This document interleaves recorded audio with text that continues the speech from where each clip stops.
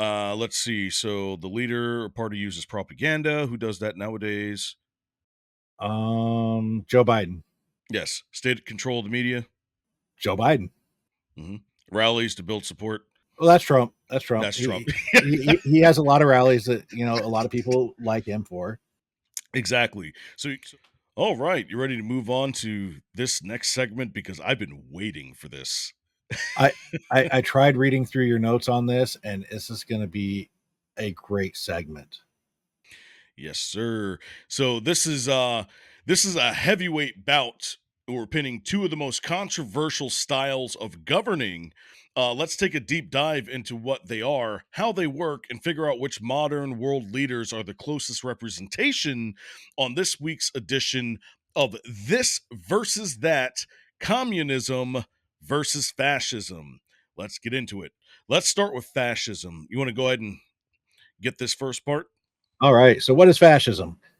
Fascism is a far right authoritarian political ideology characterized by dictatorial power, forcible suppression of opposition, and strong regimentation of society and the economy. It originated in the earliest 20th century Europe and Right. emphasizes an aggressive nationalism and often racism. Sound familiar? No, Yeah, about 80 sounds years ago.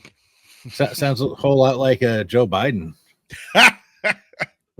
Yes, he's been around since the Stone Age. Although the more appropriate term for Joe is Marxism, but that's not the conversation we're having here. I don't even think he's that. I still think he's a capitalist. He's just he's on one side of the spectrum of capitalism. Either way, I don't think he knows the difference between any of them. No, not at all.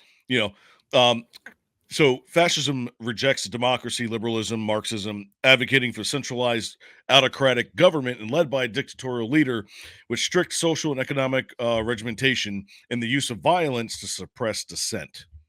You know what's funny? I exist on X and I'm there quite a bit. You know who gets the fascism title thrown at them the most?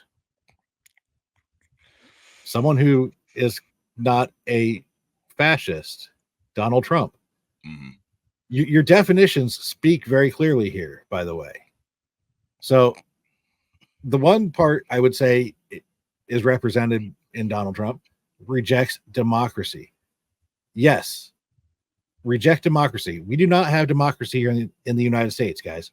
We have a constitutional republic, and the differences between the two are stark. Democracy ultimately is tyranny of the majority. If you have enough people to agree with you, you can get away with doing anything you want. Exactly. A constitutional republic protects against that tyranny. It says, no, the government's only powers are limited by this document, and it doesn't matter how many people vote for it and want you to do it. You, the little guy, are protected from this. Exactly. Right. Yeah. So let's talk about how it works. So fascism works through a consolidation of power by a single leader or party who often rises to power during times of economic or social instability. The leader or party uses propaganda, state control of the media, and rallies to build support. Let's see. So the leader or party uses propaganda. Who does that nowadays? Joe Biden. Yes. State control of the media. Joe Biden. Mm-hmm. Rallies to build support. Well, that's Trump. That's Trump. He has a lot of rallies that a lot of people like him for. Exactly. So you've got 5 key points here. Centralized control, which all power is concentrated in the hands of the leader ruling party. Propaganda and censorship. State-controlled media is used to control public perception and maintain support. Suppression of dissent. Opposition parties, trade unions, and other potential sources of dissent are banned or severely restricted, or trying to be thrown in jail. Militarism. Strong emphasis on military power and expansion, often glorifying violence and war. Ukraine and Israel, and and nationalism. Go ahead. You need an F-15 to take on the government. We have F-15s, man. And nationalism, a focus on national unity and identity, often combined with xenophobia and racism. So all except for that last one, all apply to Joe Biden. Now, part of the last one applies to Trump. You know, the national unity and identity. We are the United States. We are us. We're not anyone else. And that's all that should matter, right? Hmm. Well, you have that there. Now, xenophobia and racism, those don't actually factor into the Donald Trump plan, no matter how much anyone wants to apply it to him. He doesn't care about any of that. Do you bring value to the country? Yes. Hmm. Do you exhibit the merit needed to grow what we have here? Yes. Racism and xenophobia aren't part of that equation. Exactly. Though they're going to tell you that it is because he wants to deport a bunch of immigrants that didn't belong here in the first place. But I like, I'd rather deport lefties.